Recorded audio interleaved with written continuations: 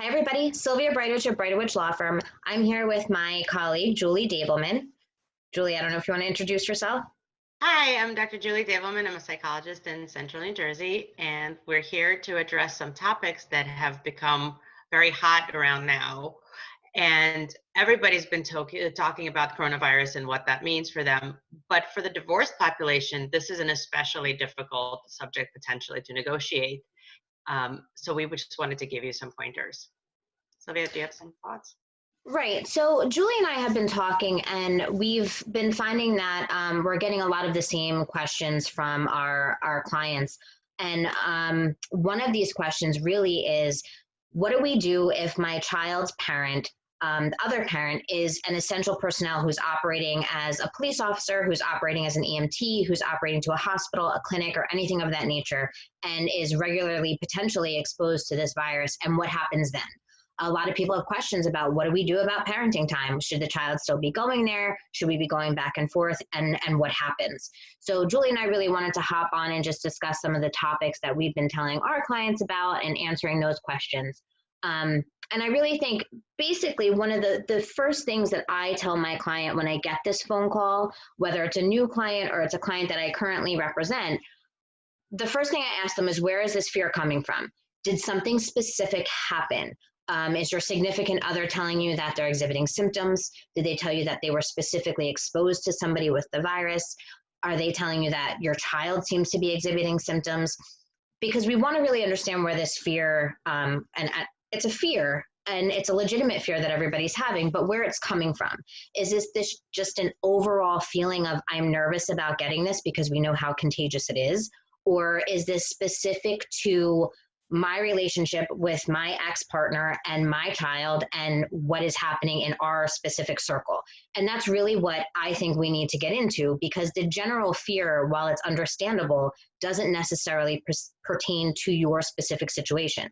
So once we identify that, the conversation I've been having with my clients is, there's a lot of different ways that we can look at this.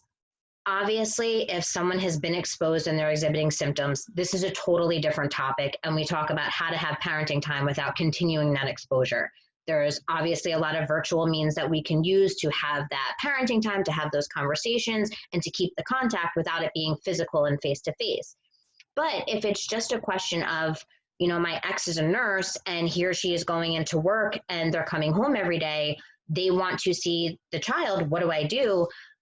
I think, in my opinion, that we have to operate from the presumption that this person is a medically trained professional. They're an emergency personnel who's been trained in how to handle this and how to take the proper precautions. I think we're hearing out there in the social media and the media world that these medical professionals are being told to come home. They're stripping out of their clothes, they're showering, they're washing, and they're doing all those things before they're having any contact with their family. And this is presumed to be working and not spreading the virus. So we have to assume that the other parent is taking these precautions seriously and that they're operating in your child's best interests. And for example, if you were still married and you were still that cohesive relationship, I think you would assume that if your partner was coming home from work, that they wouldn't be voluntarily subjecting you and your child to something dangerous, that they would be taking these precautions. And most people, I don't think, would say, this is going on, don't come home, stay there. We don't want you coming back here for however many weeks until we figure this out. Most people want their family together during that time. So I think we all need to take a little bit of a step back and look at what the issue that's concerning us really, really is and how we can handle that. And proper precautions need to be put in place and conversations need to be had. The American Academy of Matrimonial Lawyers has put out some guidelines, just recommended guidelines, of how to co-parent during this time. And I will be posting that later for everybody on my social media. But one of the biggest things that they address is transparency. And I think that that's what we really need to focus on here is, as two parents of a child, we need to focus on being transparent with what's really going on. Are you exhibiting symptoms? If you are, tell the other parent. If the child is with you and they're exhibiting symptoms, tell the other parent. And I think that if everybody is being candid, this does not have to be a parental exchange that happens out of fear, but out of confidence that both of you are doing the right thing. Julie, I don't know if Yeah, I you're wanted to jump in on the idea of fear because that, as many people know, often drives a lot of the parenting decisions that are made in that context, fear and often anger. So try not to use this as an opportunity to exhibit anger at your partner. If they're a first responder or they're essential personnel somewhere, they're having a hard enough time as it is. This would be a great time, if possible, to be as supportive as possible rather than be also angry at them for potentially doing things like exposing your child. They're not putting your child in any more danger than they have to because it's their child as well, right? right. And they're not doing things just to make you angry, right? They wouldn't jeopardize the health of their own child just to do something that's bad for you. But trying to get out of that idea that this is somehow against you, it would be really helpful because it would allow you to, as Sylvia said, stay on track and be able to really address issues that are real rather than on ones that are driven exclusively by fear and anger. Also, if you're fearful or you're having general higher level of anxiety, that is both expected, but also can be addressed as its own issue, right? This is hard and this is new for everybody. And addressing your own anxiety in whatever way works for you, whether that's with a therapist or with a friend or with family members or through meditation, all those things can help in terms of keeping your own anxiety lower. Because you're right, once your child is on the other parent's parenting time, it's their parenting time. So you need to let them do that. But if they were safe with your ex-partner before this started, they're probably safe with them now until, as Sylvia said, somebody's exhibiting symptoms and then it becomes a different issue to address. So try to separate those things out. What is hypothetically happening and what you fear versus what is actually happening and addressing a real concern. Right, Anything I to add? totally agree.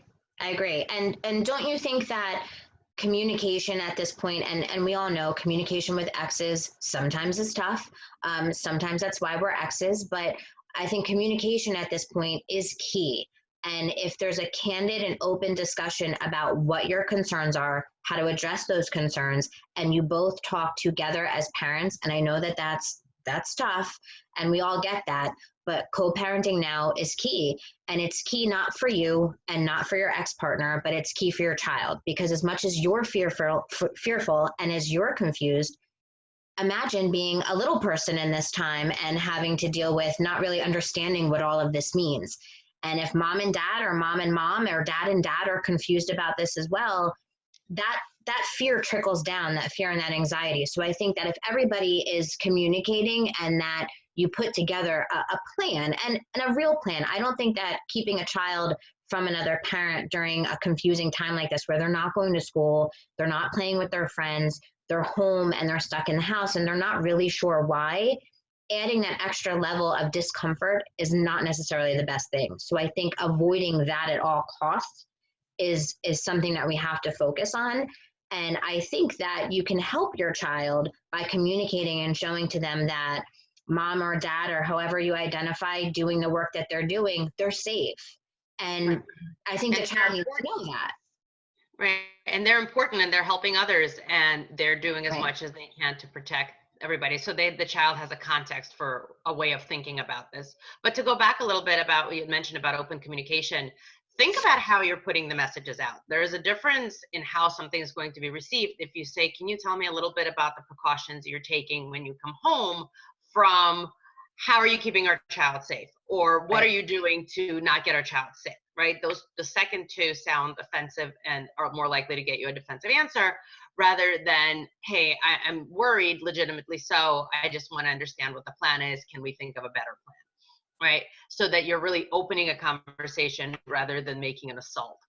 Because you're more likely to get useful information in return and also continue the conversation, because who wants to talk to somebody who is assaulting them?